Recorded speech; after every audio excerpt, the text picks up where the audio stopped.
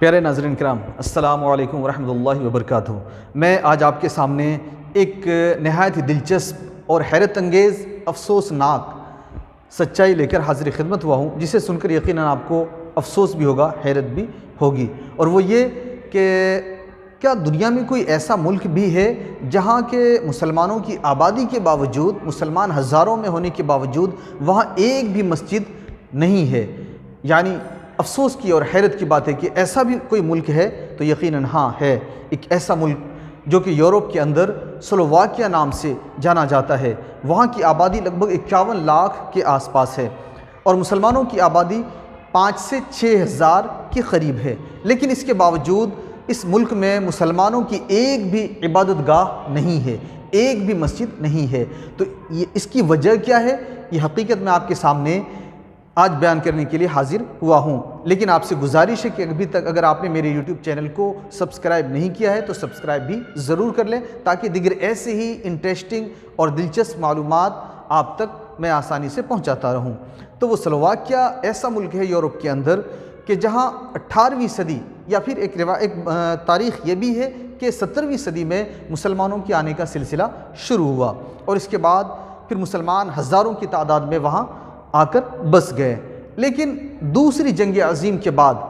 جبکہ دوسری جنگ عظیم میں وہاں یہودیوں کی آبادی لگ بھگ 90,000 تھی، لیکن اتنا بڑا قتل عام ہوا کہ آج یہودیوں کی آبادی صرف 2300 ہے، 2300 کے آس پاس ہے۔ حالانکہ مسلمان پہلے ہی سے کم تھے، لیکن اس کے بعد مسلمانوں کی آبادی دھیرے دھیرے بڑھی۔ لیکن آبادی بڑھنے کے باوجود مسلمانوں کو عبادت خانہ اس لیے تعمیر نہیں کیا گیا کہ وہاں کٹر عیسائی کی حکومت قائم ہو گئی، اور پھر اس کے بعد بھی حکومت ہوئی تو وہ عیسائیت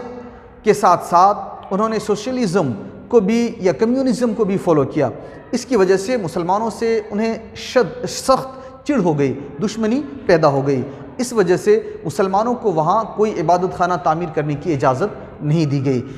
گاہے بگاہے بیچ میں کئی بار اس تعلق سے وہاں بات بھی چلی، اسمبلیوں میں بحث بھی ہوئی کہ مسلمانوں کو کوئی عبادت خانہ بنانے دیا جائے، کوئی مسجد تعمیر کرنے دی جائے، لیکن وہاں کے حکومتی دھڑوں نے اور کٹر پنتھیوں نے، شدت پسندوں نے اس کی سخت مخالفت کی، جس کی وجہ سے مسلمانوں کے لیے ایک بھی مسجد وہاں قائم نہیں کرنے دی گئی۔ پھر